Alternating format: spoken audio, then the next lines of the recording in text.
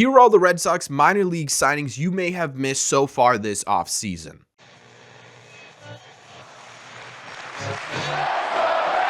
What is going on, everybody? Welcome back to Red Seat Radio. My name is Corbin, and the Red Sox, like many teams in Major League Baseball, with the exception of Philadelphia, St. Louis, and Detroit, have been fairly quiet at the Major League level, right? There really hasn't been a ton of movement with free agency or the trade market so far this offseason, but that doesn't mean the Red Sox aren't doing anything. In fact, they've signed a few minor league deals this offseason. You may be sitting there thinking to yourself, Corbin, what does this matter, right? Why do we care about this? Well, some of these guys could actually be a bit of an impact on the 2024 club. So what we're going to do in today's video is we're going to round up all the signings the Red Sox have made this offseason into one neat video. We're going to be talking about who these guys are, when they were signed, why the Red Sox may have been interested, and we're also going to be talking about what, if any, will be their impact on the 2024 team. But before we get into that, there's only a couple of days left in November, which means there's only a couple of days left to donate towards our goal of raising $500 for Movember.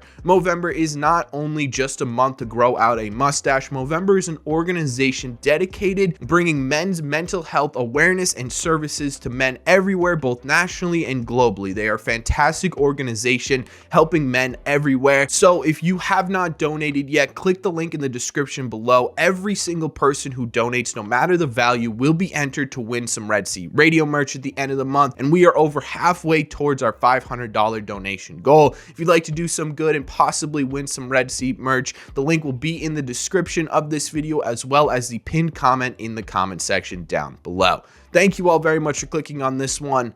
Let's get into it. Okay, so I think the best way to approach this is sort of start at the beginning and work our way towards the most recent Red Sox minor league signing. And the first minor leaguer that the Red Sox signed this offseason was an outfielder by the name of Mark Contreras, who was signed on 11/10. Contreras is an outfielder who has spent really minimal time in the major leagues. He did spend some time with the 2022 Minnesota Twins in 28 games, but last season he spent a majority of the season in AAA, where he had a .274 average, a .352 on base percentage, and a .418 slug with 10 homers. This is a guy who I really don't believe is someone who's going to make an impact at the major league level, almost strictly because of the fact that we have such a logjam in the outfield. There's not really any room for him to make any sort of impact, barring a couple of different injuries, but the Red Sox have brought him on as sort of minor league depth within the Red Sox system with a little bit of major league experience. Probably not a guy, again, we'll see on the 40-man roster or anything like that, but he is the first signing the Red Sox made this offseason. The next signings that the Red Sox made were both made on the same day,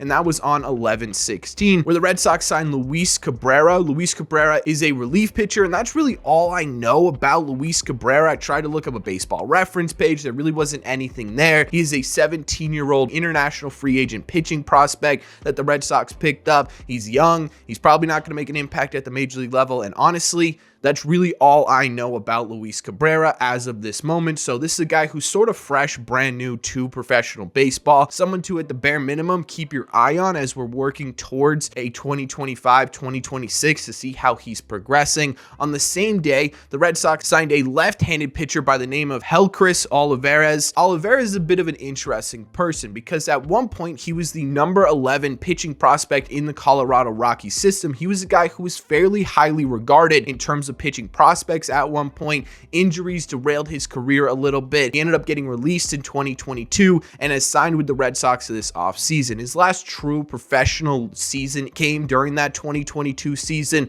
where he really struggled. He went from having a fastball that was hitting upwards of 100 miles an hour to sitting in the mid-90s. He finished 2022 with just a 6.05 ERA in 22 starts with a really high 6.1 walks per nine. This is a guy who I don't know is going to be an impact player for the Red Sox. Really, none of these guys are going to be true impact players, most likely. But if the Red Sox are truly trying to revamp their pitching ability and revamp their outlook on pitching in the minor leagues, this is kind of a perfect candidate to test it out on, right? He's a guy who at one point had really great stuff, but it sort of fell off, and bring him into the Red Sox to see if they can correct him on a very, very extremely low risk contract seems like a fairly smart move in my opinion. After that, the next signing we saw by by the Boston Red Sox was on 11/19, and this is a guy who everyone should probably be familiar with as he was with the Red Sox during the 2023 season, and that is Wyatt Mills. Now, for those of you who may not remember, Wyatt Mills was a relief pitcher the Red Sox picked up in 2023, and he was actually fighting for that sort of last roster spot in the bullpen during spring training before having to go down with Tommy John surgery.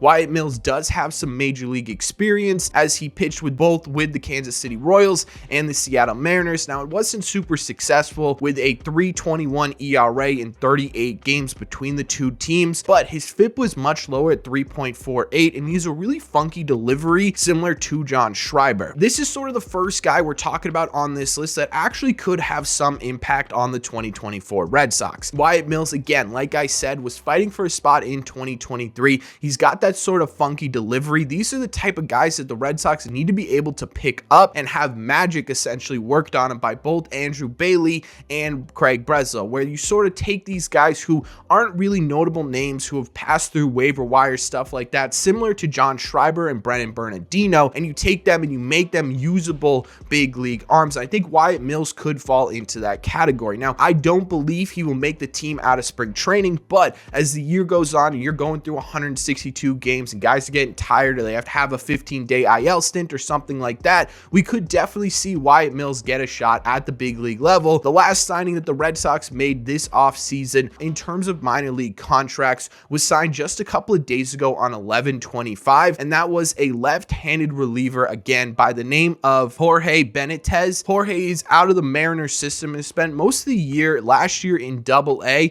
finishing 2023 with a really impressive 1.95 ERA, but a pretty high walk rate at 6.19 and a pretty high K rate as well at 11.4. This is a guy who, again, has had some success at the minor league levels and, like Wyatt Mills, could be sort of an impact player at some point on the Boston Red Sox. Now, he's a bit removed from Major League Baseball, having only pitched in Double-A. He will probably need some time in Triple-A to face some more advanced hitting, but if the Red Sox, again, are able to make these adjustments system-wise within the Red Sox farm system, he could be someone that they are able to turn around and turn into an effective left-handed relief pitcher. And again, someone to keep an eye on as the season moves forward in terms of depth pieces within the Red Sox system for injuries or DFAs or anything like that. So overall, what do these signings mean for the Red Sox, and why does any of it matter?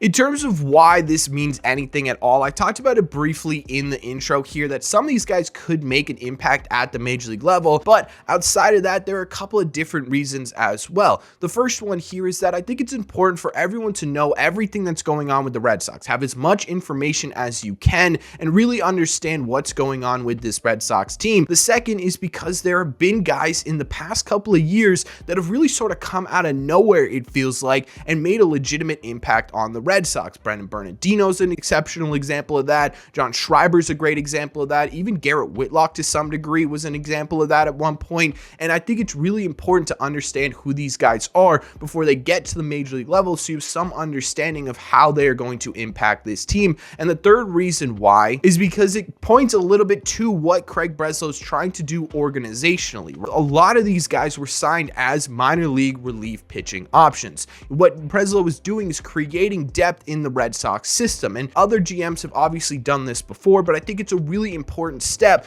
towards getting to organizationally having that depth at the major league level, which we've talked about a couple of times already as being extremely important to the success of a major league team, especially over the course of a 162 game season, right? There are going to be a ton of things that pop up. Guys who've just simply lost it, who you may either need to trade or DFA, guys who get injured, who have to spend 15, 30 days on the IL, guys who get really injured and are out for the rest of the season. And then there are guys who are just flat out going to get exhausted during the season and need a few days off, right? It's important to have this organizational depth. And obviously it's going to be something that's sort of a long run type project where you're probably going to see a lot of minor league signings, a lot of different draft picks and stuff like that over the next couple of years. But it's clear that this is the start of what the Red Sox are trying to do, create organizational pitching depth. And I think that's really important to the success of the Boston Boston Red Sox, which is why we're making this video today, right? It's why we're talking about minor league contracts and the signings that you may have missed surrounding the Boston Red Sox. So let me know in the comment section down below, what do you think? Do you care at all about these minor league contracts? Is there a reason for you to care about them, or are you like Corbin?